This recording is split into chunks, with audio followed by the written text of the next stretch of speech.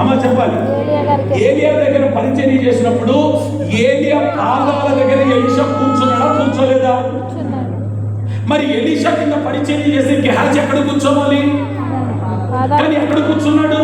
ఇప్పుడు ఆమెకు పిల్లలు లేరు అనే సంగతి వీడికి తెలిసిందనంటే ఎక్కడ కూర్చున్నట్టు? మా అమాయకంగా నటించుకో. చెప్పాలి. ఏలియా పాదాల దగ్గర ఎవరు కూర్చున్నారు? ఇప్పుడు ఎలీషా పాదాల దగ్గర ఎక్కడ ఎవరు కూర్చోవాలి? ఇప్పుడు ఆ ఇంట్లో పిల్లలు లేరు అనే సంగతి ఈడి తెలిసిందంటే ఈడు ఎక్కడ కూర్చున్నట్టు?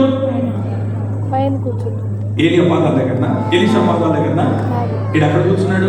ఆ కొంపల్లో పోయి కూర్చున్నాడు. ఇంకో మాట చెప్పనా, ఆడు ఇంకొక విషయం చెప్తున్నాడు. ఏమంటాడో తెలుసా? ఆ ఆయన ముసలుడయ్యా.